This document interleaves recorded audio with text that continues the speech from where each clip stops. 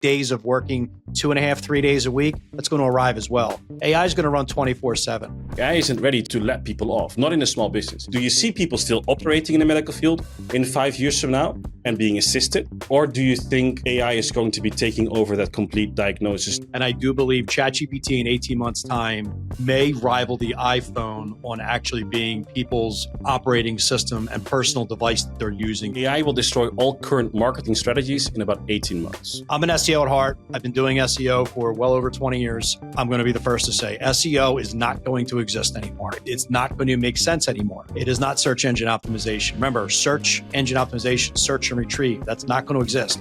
Len, first and foremost, thank you very much for joining us. I'm very happy to be here.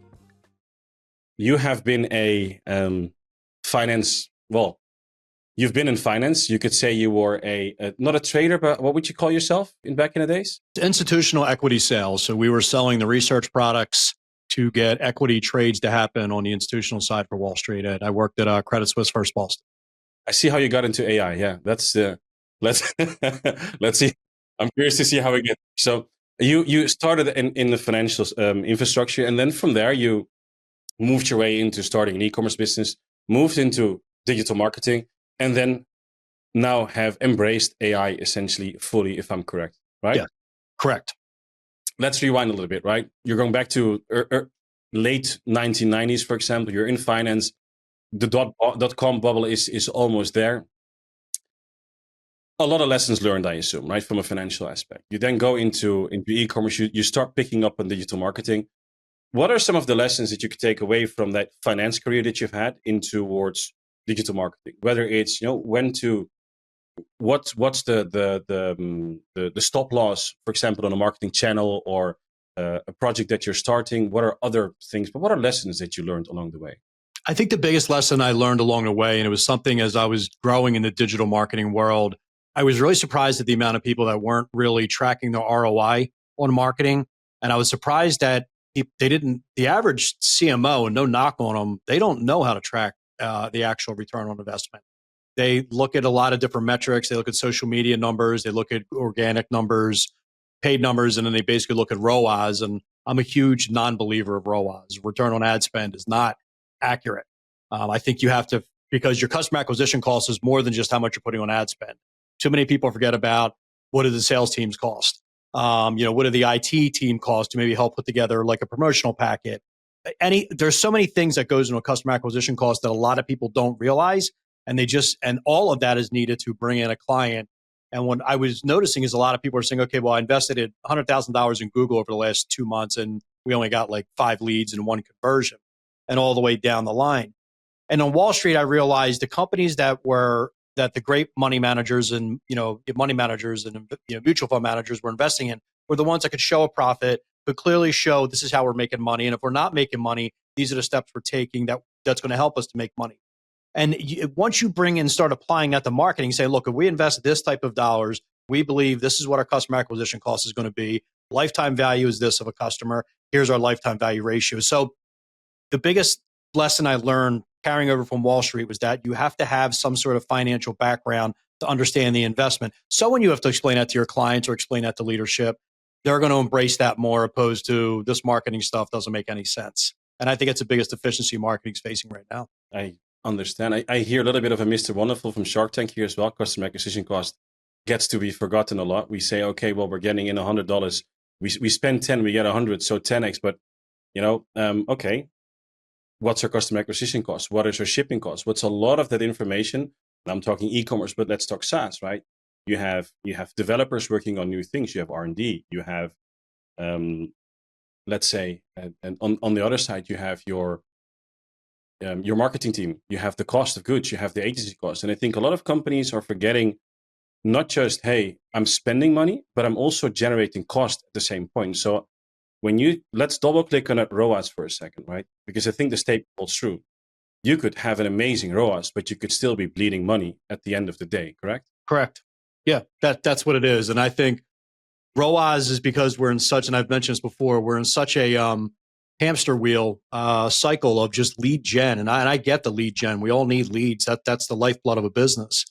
But we're in such a hamster wheel of lead gen that we just don't want to look at anything else except for I'm putting this much money in the, paid ads. How many leads am I getting out of it? And you're right. You could have a great ROAS, but if you have a bloated internal team, a bloated agency, you have bottlenecks, you could be bleeding out the seams and not really realizing that's a problem. So if we're not focusing on ROAS, what are the KPIs you would be steering on? So for me, what I like to focus on, what I like to talk to clients about is your customer acquisition cost, your lifetime value, and then your lifetime value ratio. And a lifetime value ratio is basically how much money is your customer acquisition cost bringing in. A baseline is 3-to-1. So for every $3 you're putting into a customer acquisition cost, for every dollar you're putting into a customer acquisition cost, you're getting 3 back. Now, 3-to-1 may not be right for some people. They may need 5-to-1, 10-to-1 because of the company, how the company's structured. But what you don't want to do is say, well, I have to be at 5-to-1 because I have all these other expenses that's moving in on marketing.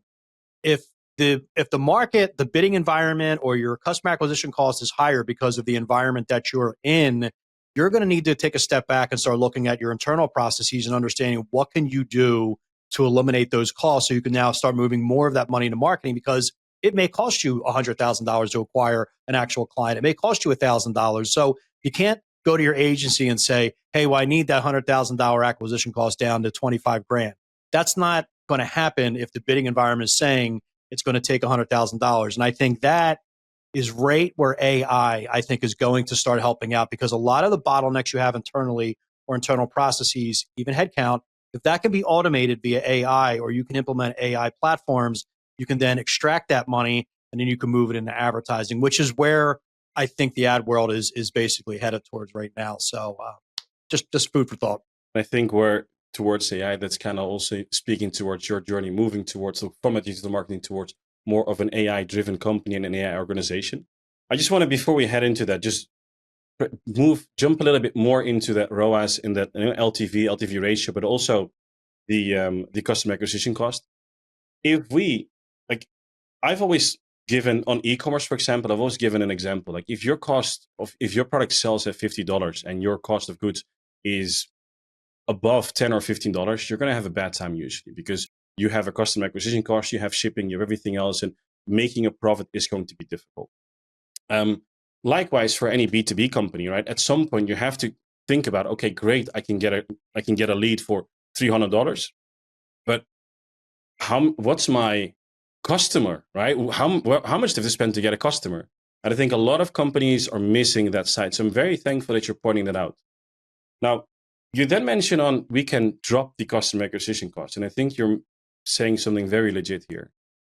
In today's day and age, AI is an optimizer, an accelerator, right? And an efficiency engine, essentially. So talk to us about how AI can actually lower that CAC, essentially.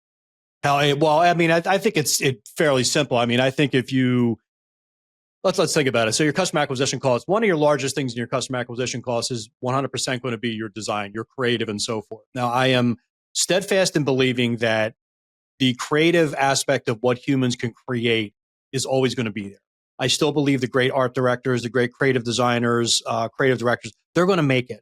There's just not going to be as many of them. And they're going to be really, really good at AI. I like to say that they're going to be outstanding AI pilots. But when you factor in your customer acquisition costs, let's just say that you are a B2B company and you're heavy in design. You need like a lot of emails designed, or you need a lot of, your website's got to be constantly updated with design, whatever design it may be. Design can get expensive, especially with rounds and rounds of revision. Well, with AI now, there's so many products out there. You can go in and just kind of prompt what you want, and it's coming back with a near flawless product for you. And that right there is cutting, you could be spending thousands of dollars on design monthly with a design team. And even though you still need that one designer, you're going to cut that by 80%.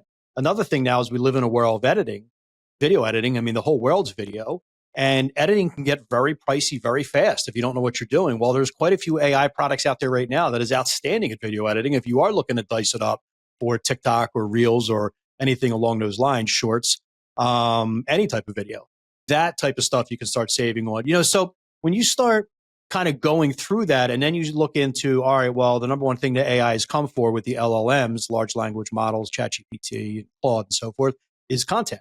So content writers, especially if you have a technical writer, that can cost thousands of dollars of a great writer. Now with AI, you just need an editor to make sure that the content coming back is legitimate. Notice I keep coming back to, you have to have a human being screen every single thing you're doing, no matter what anyone tells you.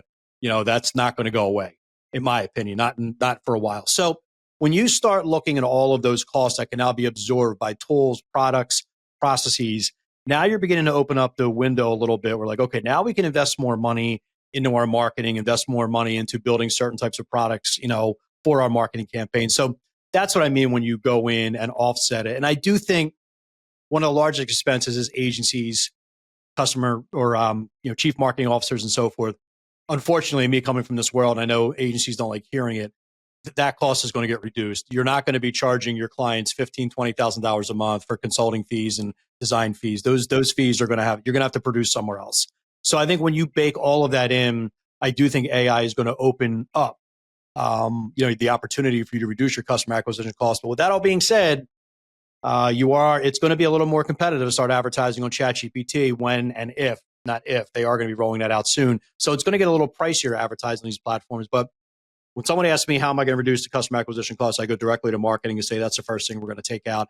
And I could always go down the road of, you're not going to need as many salespeople and so forth with AI chatbots and agents, but we'll just kind of, just for conversation, I would start with the marketing and say, we can reduce that there. I think that's a very good and also important take. I think I'd love to double click on later on the agency model and how that's supposed to change. And I think you already made your pivot there.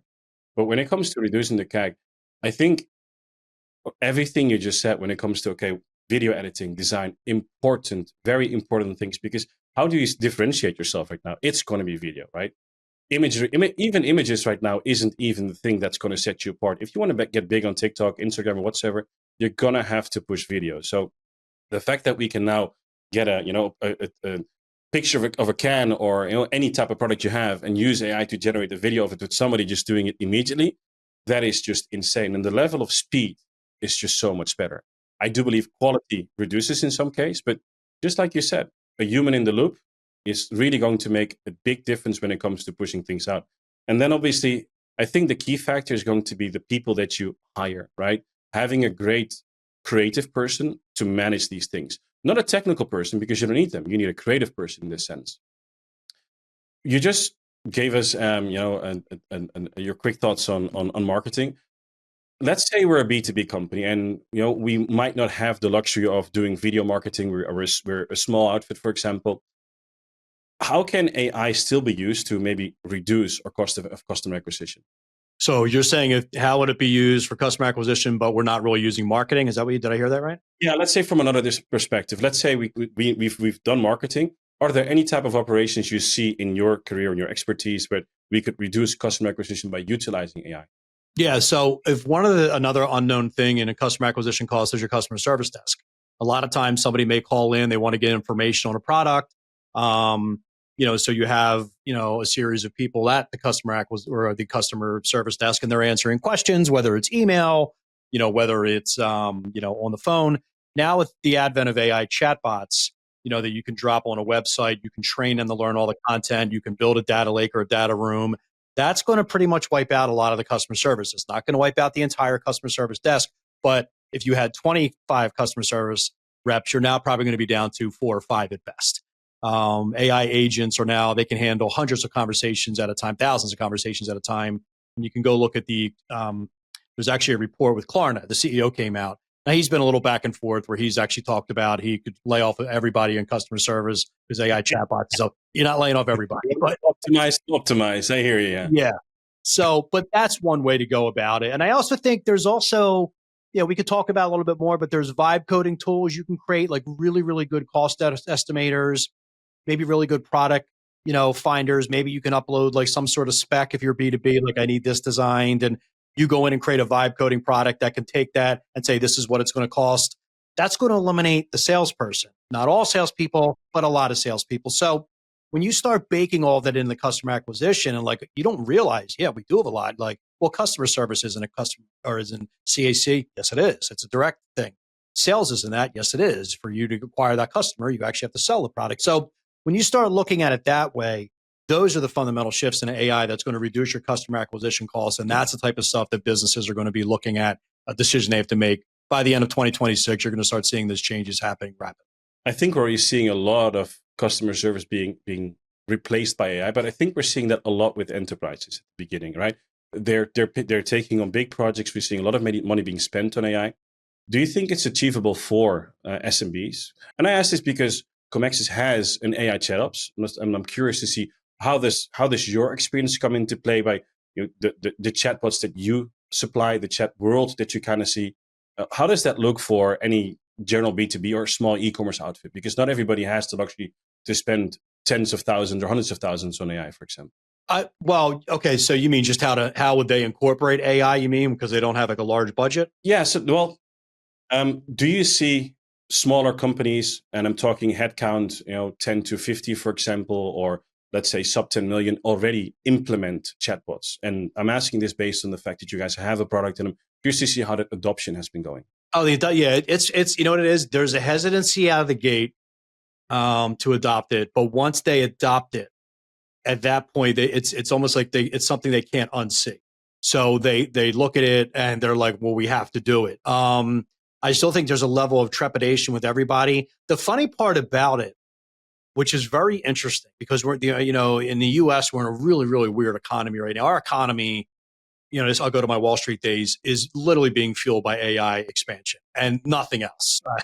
Your Mac 7 or something is like half market cap of whatever, or even more. Yeah, it's crazy. Yeah, so everybody's out. We're doing great. We're not, we're doing okay, but the AI is fueling it. So, but the funny part is businesses aren't pushing back on the cost, and we're not charging them, crazy amounts of money, but they're not, because they realize the power. You know what it is? You come across business owners, 1 in 5 business owners, small business owners, and they understand it's not a tool, it's the intelligence you're leveraging. And when they see that, that's where I look ahead. I'm like, that's a really intelligent CEO, because they get it. Yeah, the tool's great, and that's going to be great to augment our jobs. But when you leverage it for its intelligence, that's where you're taking it up another level. And when they see the intelligence and how quick it can solve their problem, they're not afraid to spend, and they will spend money. Now the question is how much is AI going to cost, and how much is that go into the customer acquisition cost? So I do think at the end of the day, you may move some stuff out of the customer acquisition cost, right? And we're just replacing it with AI stuff that may end up being almost the same amount of money. So I am wondering how the AI products are going to be priced. A lot of people think, well, small businesses and B2B and whoever, they may reduce the headcount and that's going to leave more money. Okay, yeah, but how much is the AI going to cost to run it? I know the goal is to get AI as cheap as we can, but I know our team, the number one thing we're seeing, the more AI work we're implementing, or models we're implementing, the more and more work we're doing. It takes a lot to fly these things. I hear you. Yeah. And I think also what people are forgetting is it's nice to chat to ChatGPT and be like, hey, talk about whether it's your day, or ask a question, a recipe or something else, hotel trips. You can ask anything. So I can understand people and can embrace from that side. Let's add a chat button, or let's bring AI into our customer service, or even sales, essentially. But AI isn't, this is my take, AI isn't ready to be actually to let people off, not in a small business. If you have a big company with 100 sales rep or customer support people, I can bet your ass some of them are going to get let go. When it's a small business and it's one person, you still need that one person in the loop. You need that human in the loop. So what I'm seeing, what I'm hearing also, is that people are embracing AI. However, they are now freeing up their team to do more. And now they can be more efficient in other ways and help the business in another way. While AI is taking care of 80% usually of all the queries that are coming in. Is that something you're seeing as well, or a different landscape? No, I agree. I live in between the line of, when I first saw AI, I thought it was going to level almost every job out there. The more deeper I get into AI, I realize, okay, they keep talking about the new roles that are going to be invented, and I see the new roles. One of the things that I keep coming back to is the term AI pilot. I've heard it somewhere before. Maybe I said it. I don't know. But I'm noticing, if you don't have a pilot for each AI platform or a collective series of platforms, it's not going to go right. You need to have somebody who has a vested interest in flying these things, making sure the content's right, making sure the strategy's right, and making sure that it's implemented right. So that's a whole job unto itself. I do think, I know they're going to get very intelligent, and I do know that, they're going to be able to train themselves. I know that's like a big, thing about these AI bots training themselves at some point. But I still think the human being is going to be training them. So I think there's going to be AI trainers. So it's funny because when I was on Wall Street, when the dot-com era was here, you would always hear, well, it's going to wipe out a lot of jobs. And that, and it did, the internet did wipe out a lot of jobs. If you were a printer, or something along those lines, or They created so much more, yeah. Yeah, right. Or if you had a brick and mortar store and it's a product you didn't really need to go to the store for. Amazon wiped you out. You're going to see the same thing. I think it's going to be a little bit more dramatic with AI, just like the internet. I think we're going to get over the hump. I think you're going to see new jobs emerging. And I do think things are going to work well. And kind of to go to your point, I do believe what a lot of people are saying, the rise of the micro business owner, 2-3 people shops is going to be upon us, and they're going to do great. And I think we have, right? So I think they're going to be here. And I think the days of working 2.5, 3 days a week, that's going to arrive as well. AI is going to run 24/7, and it's going to augment our life. And we're going to be able to pop in and pop out as needed. You're not going to be able to take off forever, but I think we're moving into a very, very different world. So I know everybody's so afraid of right now, but if you look over the horizon, the outcome, I think people are really going to like where we're headed. It'll be a bit of a bumpy road till we get there. I think we're going to get there. I'm curious on the timeline, and I have a question coming up for you on that. But first, just one last thing on the chatbots, and I think this is important for our viewers as well that are hesitant on getting onboarded. What are some of the fears that you hear? What are some of the hesitations that you hear when you're onboarding or talking to a potential client or potential business that is trying to adopt an AI agent to help in customer support or sales? What are some of those? The number one issue we hear is it's not going to give the right information to the prospect, customer, or whatever, or even the internal person who's going to be using the chatbot. That's their biggest fear. Well, what we do is we say, well, it all comes back to the data you're giving it, how the data is organized, and how you're training it. And so long as you're doing those 3 things, and the caveat is there's always has to be a disclaimer under any chatbot you're using, whether it's external or internal, saying, remember, this is not perfect science. We're still getting there. And we do believe it is correct, but verify anything you're getting back to make sure that you feel as if this is accurate. So once we tell them that, and we talk about the training, and we talk about keeping the data fresh and organized the right way, it normally alleviates their fears. I think that the biggest thing was, well, there's hallucinations and everything else. Well, there was. That stuff is beginning to subside. It's beginning to go away, but that is bar none the number one fear is it's going to give the wrong answer. That's starting to go away rapidly. And we let them test it out. We put a bot in front of them and say, ask any question you want. We literally say, before we onboard them, ask any question you want about your company. And 99.9% of the times, their mouth's on the floor. They're floored that bot knows more than anybody in the building already. And they're like, yeah, maybe 1 or 2 things are wrong, but that's enough for us to say, we don't care about that. We want to onboard this thing. And I think what most people also tend to forget in their hesitancy and their fears is, look at self-driving, for example. Right now, a lot of people have car crashes, and people actually get killed by car crashes at the same time, right? If we can get that percentage just 1% lower by self-driving, that error rate, so much more people will stay alive. The same thing would happen with if we translate that to chatbots, for example, and might be a big step, but the point is here, people in chat, in customer support or sales will make mistakes. It will definitely happen. So you have to account for the fact that even an AI is allowed to make some mistakes. We always think because it's a computer, it's not allowed to make mistakes, but it should be. A human also would make mistakes. The question is that error rate similar or less? And I think what you're showing us is that you can actually get to a lower error rate than what a normal human being could potentially have on a data set if it's trained well enough and if it's maintained well enough. Oh yeah. I mean, there's a couple thoughts there that come to mind. Number one, I tell people all the time, unless you're an extremely high level PhD or MD, like something out of this universe, intelligence, these things are smarter than everybody around us. They're smarter than everybody in the room. Don't mistake yourself thinking you're smarter than the LLMs. You're not even close. And when they go in and they do in the routine tests and so forth, they destroy all the humans. That's scary. That is very, very concerning. The thing I think that's going to help us out is they don't have rationale, and I don't know how in God's green earth you're going to be able to create a rationale, because without rationale, the earth doesn't spin. Retaining memory or keep learning something and actually attach it to the model, the memory. And that's what I'd love to see. A model that actually that's small enough, that can do a lot of things, but that's self-sufficient. You can run it standalone, but it actually trains on the conversations you have and gets smarter. And I look forward to somebody that invents that thing. So it's not just one shot, always one conversation, one message where you have to put a lot of information in it, but actually be getting smarter based on your data in an easy way. Yeah, and it's funny. Just to capitalize on that, I think we're discounting how intelligent humans are and how resilient we are. They're coming. They're going to end everything for us. We invented these things. Let's not forget that. And if we want to unplug it, we'll just unplug it. I mean, so don't discount the human spirit. I mean, well, I think if we think these things are getting out of control, humans are pretty smart. They'll be like, all right, enough of that. So Len, I'm just going to warn you because this is recorded, and some AI is going to see this, and I hope in the future it's not going to retaliate. Just letting you knock on my door like the Terminator. I'm dead. I know. So. All right, man. Thank you for that. Like that little lesson on, because we started with customer acquisition. We then went on to chatbots. I think another thing I'm very curious about is you said a quote. I'm just going to take it here. Is AI will destroy all current marketing strategies in about 18 months. You said this somewhere 3 months earlier. We're 3 months later. What's your view on that? And can you expand on what you meant and what's your take on it right now with Claude 4.5 just being released yesterday, GPT-5 coming on? We're seeing smarts coming, but we're not seeing the mega expansion that we had before. I'm curious to see what your thoughts are on that quote reflecting back.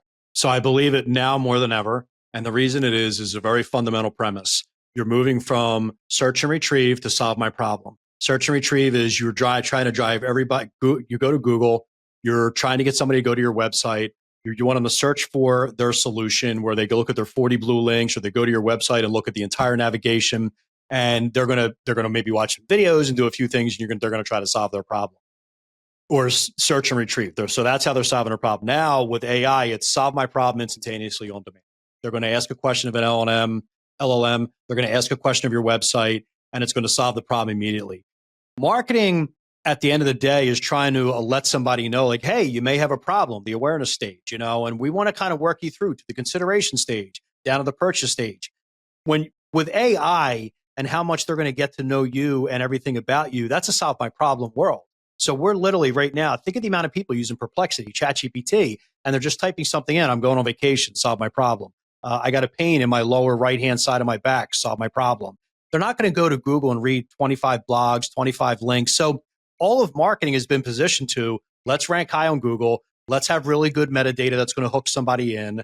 Let's make sure they're creating enough content where all of our content will be the first shown, and so on and so on and so on. To now it's just, how do we solve somebody's problem immediately? Like, what do we do? So all marketing plans that we have all historically done is going to be blown to smithereens, because now we have to completely change the way we're going at a customer. So that's why that line, I still believe that line probably more so today than ever, because more and more people, what is ChatGPT up to almost 1 billion users a week now? More and more people are going to that to solve their problem. There's only 8 billion people in the world. It's already at 1 billion. So that's the fastest growth any platform's ever seen. So when you factor all of that in, if you are marketing in the traditional fashion, and if you are telling your clients nothing's going to change or minimal changes, you're doing a great disservice, because the fundamental shifts of marketing is going to be the biggest fundamentals of shift in marketing that we've ever seen, even bigger than when the internet started. This will even be bigger. My man, you're dropping some wisdom here and some very important shifts that are happening in the industry. I love how you said, now we're moving to a solve my problem state. I smiled and I said, I love it, but I didn't want to interrupt you. So I think that quote, that statement is amazing. I think nowadays, if I look at how I use ChatGPT, if I see my girlfriend using ChatGPT or people around me, it's always, on Google, we're just saying, hey, black shoes. And now we're asking, hey, where can I find a good pair of black shoes? Or we're asking, can you find me a few of them, right? Or I'm going on a trip to Hawaii. Can you get me a plan? Man, I went to Egypt 2 weeks ago and I said, hey, listen, I'm going to Egypt, just deep research. Can you create a plan for me, some restaurants, And he even suggested, do you want to do some recreational stuff because you forgot to ask him? Like, yes, thank you, my dear. I forgot about that. So it's an amazing personal assistant at that, but it's also an amazing, it's so great at problem solving with the material that you give it. And now we've given it the internet, we've given it tools, we've given it a lot of options. So I embrace the fact that we're moving to a solve my problem state. I see also Google being still number one when it comes to search, when it comes to questions. We're seeing ChatGPT coming along, but it's in the single digits percentage-wise compared to Google. Do you dare to make another prediction for me and say how does that look in 18 months from now in terms of ChatGPT and Google? I mean, yeah, it's funny because I actually own Google stock and I won't sell it because I actually, yeah, I think Google, the company, people forget between Waymo, all of their AI, people forget Google's much more than advertising. The problem is that Google does about $55 billion a quarter and 45 billion is advertising. So it's like you're starting to see that gap. So I don't think in any question in 18 months time, I would believe that ChatGPT and Google are now rivaling each other. ChatGPT, OpenAI, has rolled out a couple new products like Pulse, which you might have seen. If nobody's seen that, you can grab it on your phone and it gives you daily updates on what you talked about yesterday. It's a really cool product, but no question, that's exactly where ads are going to go. I mean, any advertiser right away when we saw Pulse, we're like, that's where ads are going. Number two is ChatGPT announced yesterday that you're not going to be able to do some shopping within it. So all of these investments that people are putting into ChatGPT, they got to start making money. And the advertisements is the first way they're going to go. I also think they're going to have models that are going to be $2,500 to $25,000 a month that anybody that's used ChatGPT as a power user like yourself, you would give them $2,500 on a bet or 25 grand if you're a company because of what it can do. But I do think that they're going to rival each other. I don't think there's any question. And I do believe ChatGPT in 18 months time may rival the iPhone on actually being people's operating system and personal device that they're using because they are working aggressively on trying to put out some sort of product, wearable product that Sam Altman is, I'm saying what he said, they have targeted the iPhone. They are looking at the iPhone. He said, you think about that, you're like, that's the craziest thing I've ever thought. How would I live without my phone? I sat in boardrooms 25 years ago and you told everybody that you could grab your phone and take pictures and do this and do that. They were laughed out of rooms. You mean you're going to your phone? Like if you were to tell somebody you were going to record music, do all this, photos, videos on your phone in 1999, they would have thought you're from space. So, so I think with just kind of rambling on, I think you're going to see them going neck and neck. And I do think ChatGPT will probably have some sort of wearable. It's going to become an operating device for people, which brings to another conversation we can have somewhere down the road about how marketing is even going to move to agent type thing. And you're going to kind of remove the humans from the equation. But yeah, Google has a major, major problem. And that problem is definitely ChatGPT. But I do think it's funny part is Google's AI product is really, really good. I just think that their rollout has been so bad. But man, Google makes a really good AI product.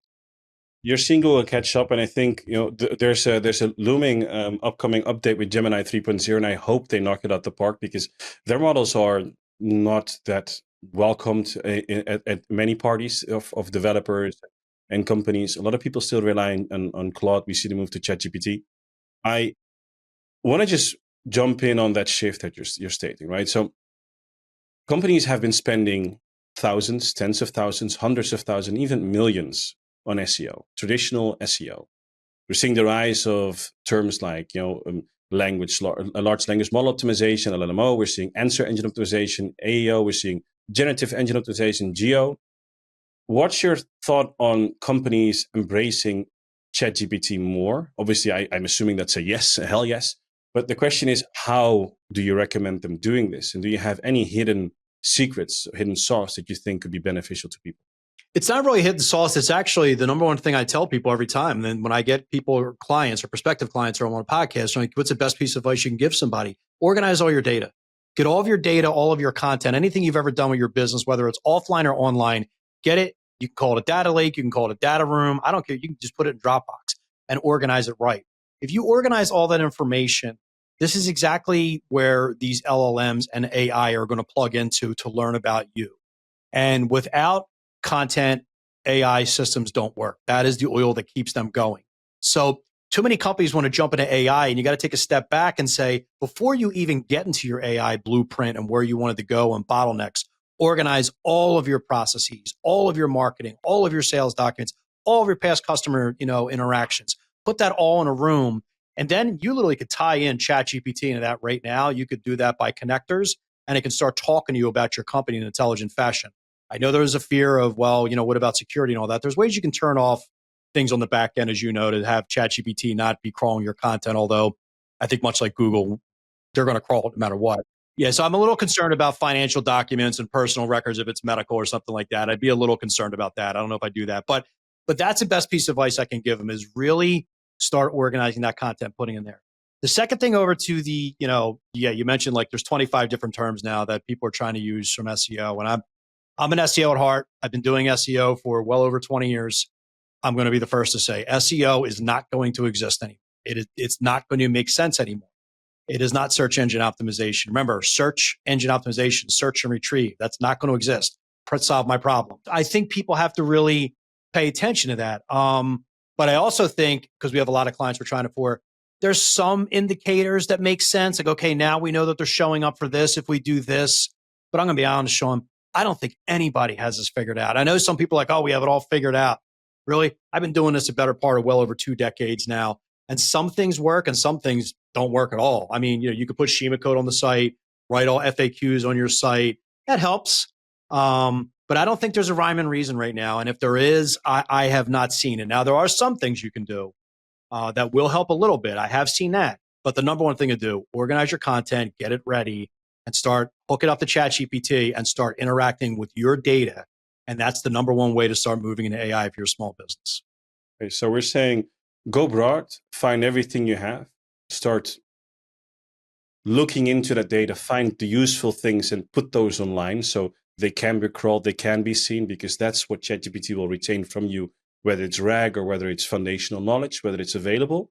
And at the same time, we're saying, look, it's kind of like a wild, wild west. We're back to Google when it was in maybe 2000 and whatever infancy, where you just put a link online and suddenly you were number one. You put 20 times toothbrush online and suddenly you're ranking number one for toothbrush. We're seeing a lot of stuff that used to work in those old Wild West days happening, which I don't, by the way, those like the black hat kind of SEO things that I wouldn't recommend to do because they can punish you in Google. And at the same time, I think tools like ChatGPT will eliminate those down the line.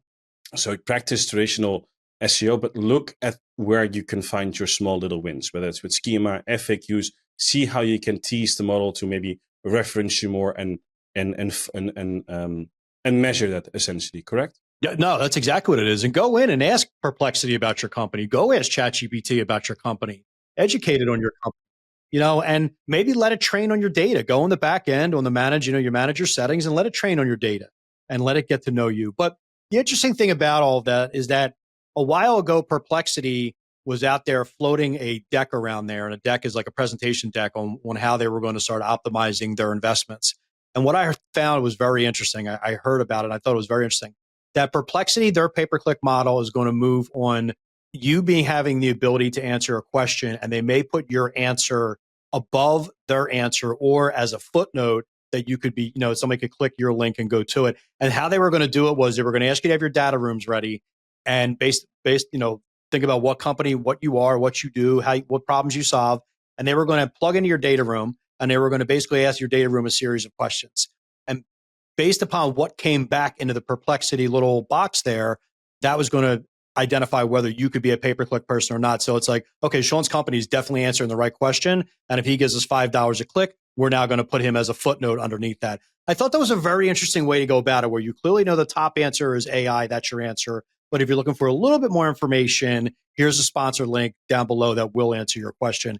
And that apparently was Perplexity's pay-per-click model. I've not seen it roll out yet, but I think it's ingenious, and that's something I would recommend my clients do. I like that. I hear you. I'm literally just checking it on the screen here, and I just want to just look into it. I think it's a very interesting topic because the pay-to-play model for LLMs right now is just non-existent, and I'm curious to see how fast they're going to find out. I'm asking for another prediction, over or under. ChatGPT brings on advertisements on the platform 6 months, over or under? Under. Yeah. Under. Yeah, I think once they rolled out Pulse, that was it. Pulse is the next step up is advertising, no doubt. Okay, cool. Well, on Perplexity, what I'm reading here is, let's see, what was the paragraph? I don't know. They're doing advertising testing right now, right? Perplexity, I think, is where they are. So large brands, I think, are tested. What they're saying is that they would essentially they'd have blocked keywords. So if somebody searches for a specific topic that is related to a keyword, they would take that, they would identify it, and then you as an advertiser could bid towards it. So we would see an essential similarity to the Google I would say like broad match a modifier when it comes to the PPC model, where you can search for a specific key.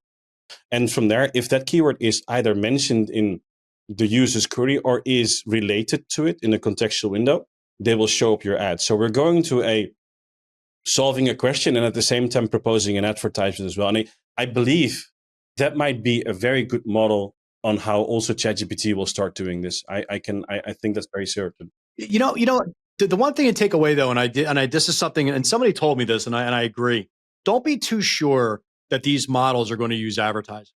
And this is one of the things in the investment community that I know that they talk about. Like when you do see the power of ChatGPT, and when you realize that agents are right around the corner. I know we have some versions of agents right now, but they're not the real agents that we're all going to be seeing in about a year or two. And when you see the power of that being able to do somebody's job, the question is are you willing to pay $25,000 for that license a year to let somebody do that? Of course you are, because that job is a $150,000 a year job. So they made a great point where the person posed the thing like, what if advertising they don't care about? What if it's like that's irrelevant to them? It's a product that you have to have. Like think about it, Apple. How much does Apple lean on advertising? What is a part of their revenue? Almost nothing. Some, I don't know. I'd have to think about that for a minute. But when you think about that, so why couldn't ChatGPT be a cloud-based type product where people are paying for it and you're buying the wearables and you're doing this and you're doing that? And Apple, look at the money they're making, right? So as advertisers, we immediately are like, well, they're going to go to advertising. Well, what if they don't? What if the business model is completely been up? If we're saying the workforce is going to be upended, how we're working is going to be upended, well, then the business model and how you make money could be completely upended as well. So I think we have to be open to that as well. So I do caution some people when they're like, well, advertising's coming. I agree. What if it doesn't? So that's the kind of thing I'm thinking about, and it changes the game a little. I wonder whether the benefits of having an advertise-driven company will make these companies pivot in a specific way that might not be the best for the end user, right? We're talking about wearables, for example. If they can't figure out the way to incorporate an advertisement structure and make money there, they are now subject to getting their money through other means, right? Whether it is being the best model for coding and maybe releasing more coding tools, whether it is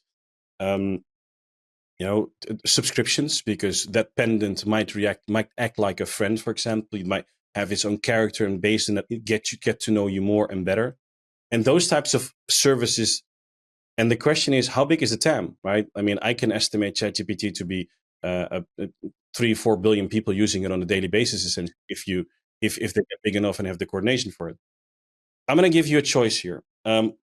Last topic. Are we going to talk about how AI is going to change the industry of people working and the impact it's going to have on employment? Or are we going to talk about something new that happened just recently where Friend.com, we were talking about wearables, Friend.com just did the biggest New York City metro ad buy. And Friend.com is a pendant where you literally wear it here. It listens on everything that you're doing in your day. And it's your friend, essentially. What would you like to finish off with? Wow, that's I love to talk about the products, but I guess the more hot topic is everybody's more worried about their jobs. So they can buy, but that product is that's interesting. I'm going to say one thing about that friend, that little pendant thing is like the one thing that really I'm curious about is whether or not, like, imagine sitting with your friends, right? I just had a session with my guys on Friday and we were just chilling, and the things we discussed are personal to us, and nobody puts their phone on the table. It's like, hey, I'm going to record this. But these pendants are always on. So that's the thing that, and I think, yes, people are afraid of their jobs, but I feel like this is something where I was like, this is going to happen. And this is kind of terrifying. And how does this open you up to any kind of situations, whether it's personal, whether it's a business? It can have a significant impact if the world just gets recorded everywhere, essentially. And that's one of the things. And then the second thing is, do we really need to get people even more on board to being, romantically involved, essentially, or dependent on dependent on AI for their happiness, their health? I just feel like that's so. I'm really. It scares me to think about people walking around with that and just, yeah. Well, I mean, we'll go down that road. I don't think we're not coming back from that. I had a conversation with my wife, and she's a nurse, and we were talking about this. And to me, the biggest impact AI is going to have is in the medical field. And I don't think people understand that. The greatest line I ever heard about what AI is going to do for the medical field is everybody in their lifetime, unfortunately, knows or has heard the story where it's like, you know what, they just couldn't figure out what it was. They just, no matter what it was, the doctors could not figure out what was wrong with grandma, grandpa, whatever, or your aunt or uncle or something. That will never happen again in 2-3 years because of the amount of data that's coming through and piping and, basically portaling into all types of past medical case studies. These things are going to be able to identify things, not just like over time, almost immediately. And you got to start thinking about wearable devices for doctors and nurses where think of the meta glasses or the pen of the meta glasses with the lenses there. Or I've heard that AirPods are now going to have cameras on the side and they're going to look in, they'll look at the patient and through your ear, they're going to say, turn the patient to the right, turn the patient to the left, taking pictures over and over and going through all of their data saying that's a bed wound, or a bed sore. You're going to have to do this, put this. I think like a week ago, another study came on and Andre Karpathy also commented on it. I don't remember what he said necessarily, but there was a study a few years ago where an AI was able to deduce, I believe in radiology, whether somebody had, a malignant tumor, for example. I think it was towards that. And and at that point, and this was early 2000s, they predicted that AIs would take over their jobs. Now, the average radiologist in the US makes about $500,000 a year. That job hasn't gone away, and salaries have only increased. So the question I have here is, yes, we're going to have, do you see them being assisted by, do you see people still operating in the medical field in 5 years from now and being assisted? Or do you think AI is going to be taking over that complete diagnosis, knowing that we currently are dealing with a lot of hallucinations? And in medical, well, let me say this, AI is good at a lot of things, but at the fringes, it falls apart. So how do you see them? How do you see it help? Is it going to take over or actually just be an assistant essentially? So that's almost like a two-part answer. Number one, America right now, the largest employer in America is healthcare. That's disturbing, but it's true. I believe I forget the number, but healthcare, I do believe, is the number one employer in our country. There is a massive human capital crunch. There's not enough nurses. There's not enough doctors and so forth. And the doctors that do come through, right? Yeah. So I think it's going to offset that horrible, issue where in America, sometimes you get a doctor's appointment, it's a pain in the back. And now we do think we have some of the best doctors in the world, but to get to them, it really takes a while. So I think you're going to have these things that are going to be assistants and they are going to help out. So it's going to offset that need of, we don't have enough nurses or doctors. So I do think it's going to help with the diagnosis. And I do remember hearing that story that you were talking about. They found a speck on a person is what it was, AI. And AI identified saying that is going to be problem. Sure, heck, it was. Radiologists are some of the smartest people out there. They really are. They're brilliant people when you talk to them. But I think what's going to happen, it won't take a real long time to look at a film. It's going to take seconds to look at a film, and then they're going to, again, approve it or deny it based upon what AI did. So I think when you start factoring all of that in, I think the impact it's going to have is huge. I think it's going to be a co-pilot. I think they're going to have glasses. They're going to have the thing around them. But at the end of the day, you and I know this isn't Star Wars. And when I'm really sick, as much as I want to hear the AI data, I want that doctor to come in and I want him to sit down with me and say, I got all the data. This is what I would do next. Okay, I'm going to follow your plan. And I think that is where it's going to be. And the last thing I'll say, and I forget who it was, one of the Google people said it was tactile. They're like, think of things with tactile with your hands in medical. Nurses, certain types of surgeons, certain types of things. AI doesn't have that.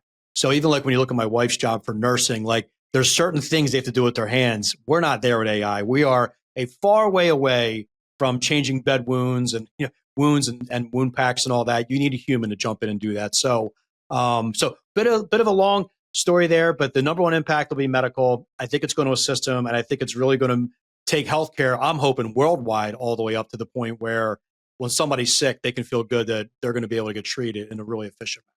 I'm going to ask you for one last opinion on the work field and AI's impact. Medical versus transportation. on medical side, what I'm hearing is, and what I'm seeing everywhere, also in the Netherlands, it's the medical field is just swamped. There's not enough people wanting to do the jobs. They're underpaid. It's too stressful. We need, whether it's robots, AI, things that make things go faster, whether it's a chatbot that does customer support, right? Or whether it's an AI that analyzes whether the tumor is malignant or not, for example. We need it in every layer.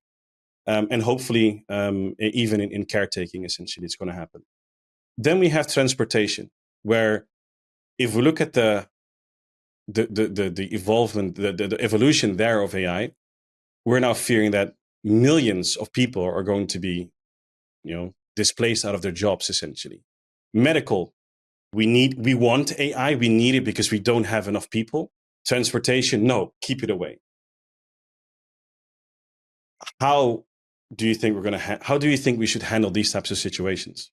Well, I tell my kids all the time, I'm like, by the time you have kids, and my daughter's 23, my son's 19, the other one's 15, I'm like, your kids aren't going to drive. You may, it's the same thing as, oh, well, if you were told up to 150 years ago, somebody riding a horse and buggy, you're not going to have a horse out front of your house anymore. Like, what do you mean? Like a horse? So you're going to get used to not driving. I do think the autonomous vehicles are going to take over. I do think it's just going to be a faster, more efficient way to get somewhere. Like you said, if you can reduce car accidents by 1%, think of the amount of people you've just saved. So I think that's going to take place.